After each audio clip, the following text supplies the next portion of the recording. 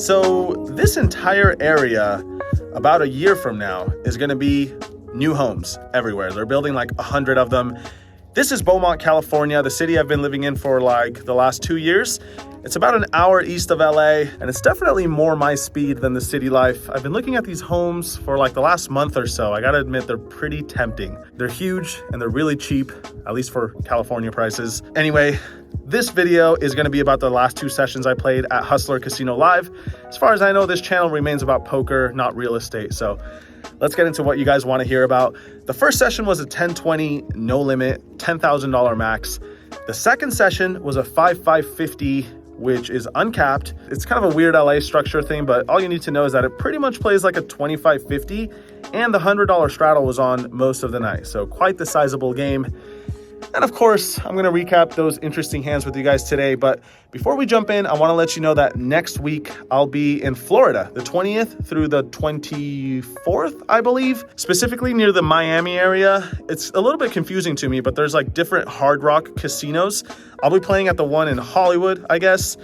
As far as I know, Hollywood is in California. You guys got it mixed up, but anyway, here's the details. These are the dates. This is where I'll be playing. And I've heard that they've been running 10-25 and sometimes 25-50. But today, let's talk about last week's session, starting with the 10-20 no limit.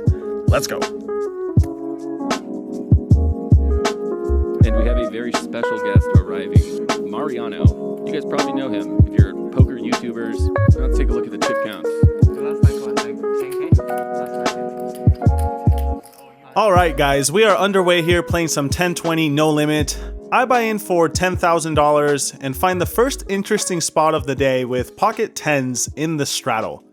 There's a few limpers before Israeli Ron makes it 240 out of the small blind. The big blind calls the 240, and then it's on me.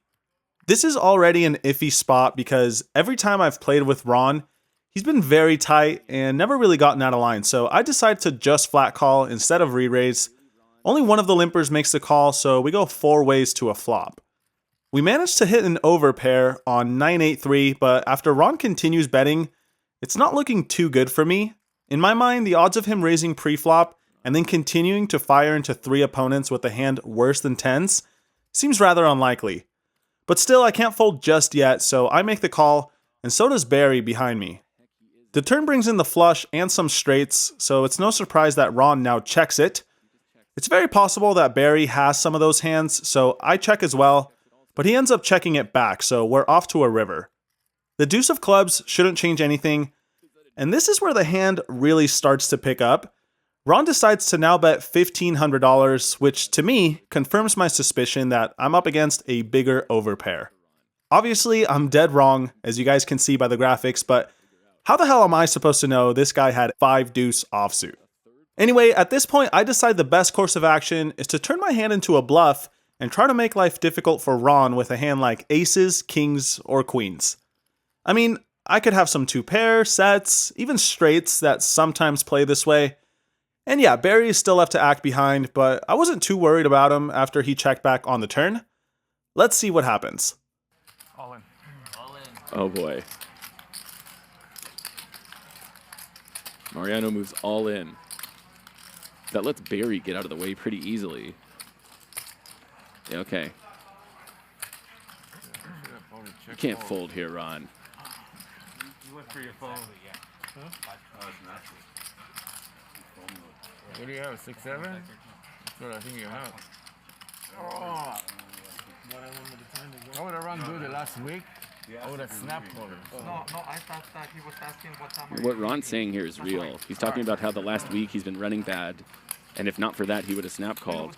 And sometimes when you're running bad, it just feels like the other guy always has it, and I think he's in his own head here, overthinking it, and he folds. Wow. I hope he didn't bluff me. After a few painful minutes, Ron announces a fold. Of course, I had no idea until after the stream that he somehow had 2-pair, which is pretty funny. But either way, happy to take it down. A few hours later, I pick up pocket 9s, once again facing a raise from Ron. Since that previous pot, he's been playing a lot more hands, so I decide to re-raise to 400. Action folds back around to him, and he quickly makes it $1,000. Okay, so this situation is already weird because 5 minutes earlier he told me that he saw the stream on delay and knows that I bluffed in that last hand. So I don't know if that's playing a part now. Of course, he could just have a really strong hand and it's completely unrelated. Who knows? But I'm in position and we're plenty deep, so I make the call and we go to a flop. Once again, we have an overpair to the board, but when he continues with a bet of $1,500, I'm not in love with it. However, I'm still beating hands like ace-king, ace-queen, or any other sort of vendetta bluff, so I make the call, but I'm definitely proceeding with caution. The 8 of clubs on the turn shouldn't really change much, and Ron seems to agree with that because he continues firing, this time $4,000. Quite the annoying spot for me now, but I think it's finally time to give the man some credit.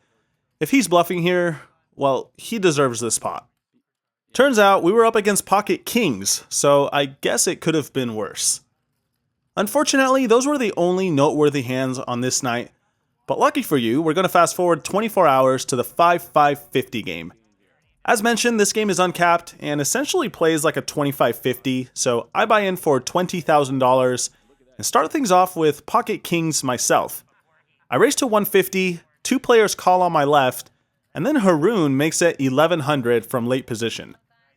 Action gets back to me and I decide to do something I rarely do, which is slow play with kings or aces.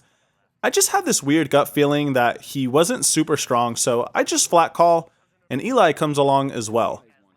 Flop looks good to me, but of course I check to the razor, as does Eli, and he continues with a bet of 1400. I make the call, and we go heads up to a reassuring turn card. Let's see how this one develops. Mariano has the absolute nuts. Turns a king. But that might scare Haroon.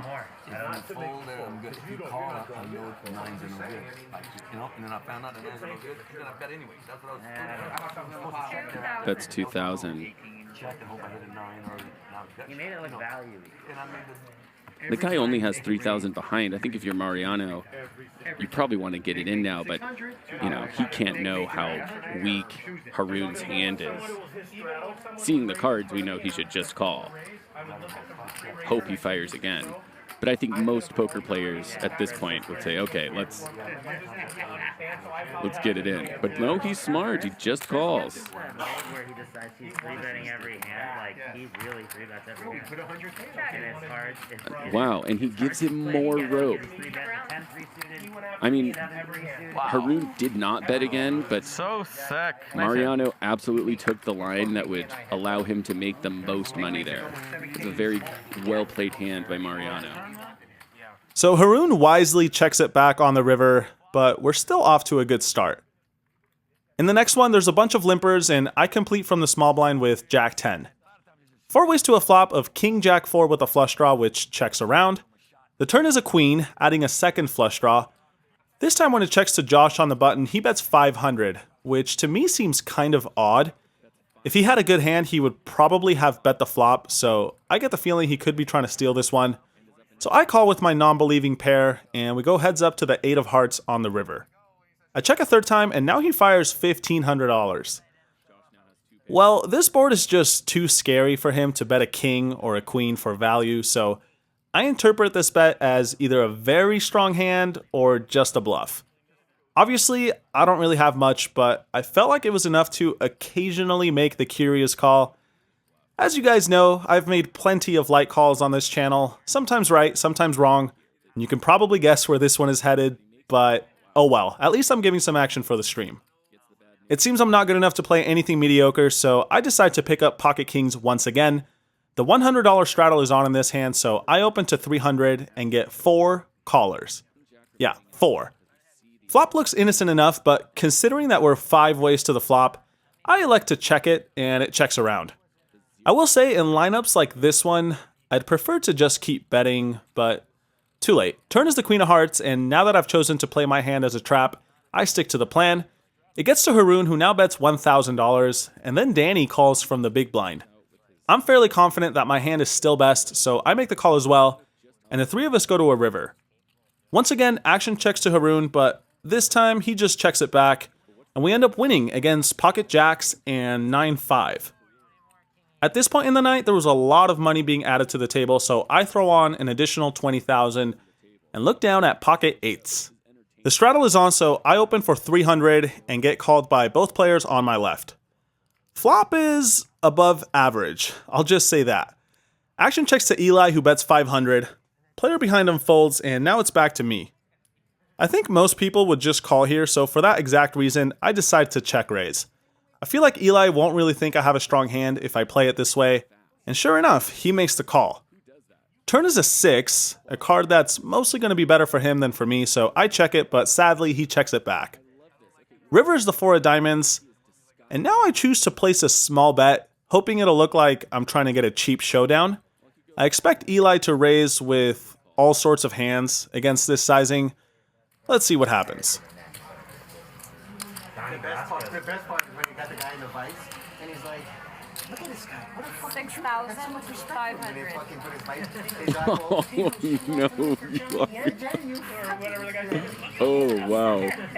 Mariano with 500 IQ plays. He induces a raise from a 7. He induces a raise from a 7 because Eli was that sure that he's good. Eli was that sure that he's good. All in. Okay, and now Eli is questioning everything about his life. Obviously, Eli doesn't have a hand good enough to call with here, but how sweet would it have been if he had a straight or something, right? Still, hard to complain after flopping quads. The very next shuffle, Eli puts on the $100 straddle. There's about 17 limpers before I complete the additional 50 with 5-4. Eli checks it, and we see yet another incredible flop, 7-4-4. Action checks to Eli, who places a bet of $300, and just like the last hand, I'm going to raise right away. I make it $1,300 to go, and he calls. Turn is a 6, I check it, and he checks it back. River is pretty lame, another 7, but either way, I'm happy to bet all my hands here for a small size, and bottom full house is no exception. So I throw out one green chip, $1,000, but much to my disappointment, Eli raises to 7,000. Now I'm in a tough spot because, yeah, sure, he could have a 7 and that's all there is to it, but he could also be raising simply because I bet small, just like the previous hand. After thinking it over for a bit, I decided to just give him some credit, but it wasn't an easy fold, at least for me. In the next hand, there's a raise to 300 and one caller before I look down at 9-7 suited on the button. I decide to flat call, and somehow 4 other players come along as well. There's literally 7 people going to a flop, and we're playing 50-100. Anyways, board comes out Queen 8-7, and it checks all the way around. Turn card gives me 2 pair, but let's face it, against 6 other dudes, it's most likely not the best hand. However, after someone bets 1,000 and 2 people call, I'm getting ridiculous odds to continue in position, so I make the call, and we see a brick on the river. Now Ronnie, who led out on the flop, continues with another bet, and then Josh makes the call. This makes my fold pretty straightforward, and sure enough, I was in last place versus a flush and a straight. In the last hand of the night, there's an open to 300, and I pick up 10-9 suited in late position.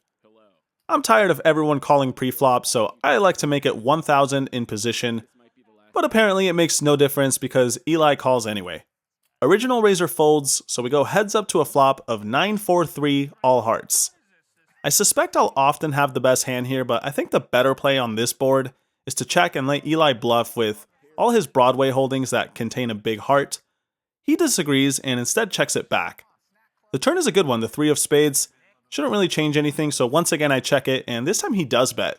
I happily make the call, and we see another brick on the river. I check a third time, and now Eli fires for $3,200. Of course, I'm still beating all of his bluffs, but something about the way he bet and the size he chose, it just didn't sit well with me. So it actually ended up being a fairly close decision. Pizza with pepperoni right now. So he's calling to see a missed heart, something with the ace of hearts, something like that. Remember the one time at the other place? And I don't know why Eli's being slow to show it. What a slow roll. Slow roll, you piece of shit. Yeah. It wasn't slow enough. It wasn't slow enough, he said. Well, there you guys have it. We end the night with an excellent slow roll, and this was actually the last shuffle of the stream. So as always, I hope you guys enjoyed the hands.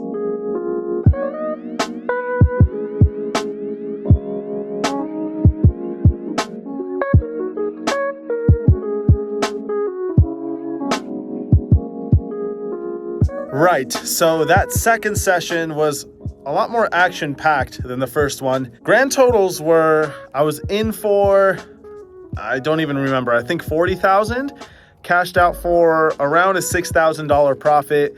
And I mean, what else is there to say? The heater remains alive, despite it not being the biggest one ever. I also played Friday and Saturday at Morongo. Today is Sunday, and both of those days also went well. So things are just clicking right now. A few months from now, it might be the complete opposite, but I'll take it. Stay tuned for next week's Florida trip. It should be a good time. And all I need is like 16 more heaters, and we can pick up one of these bad boys, huh? Sounds like a plan. See you guys next time. Until then, good luck at the tables. Peace.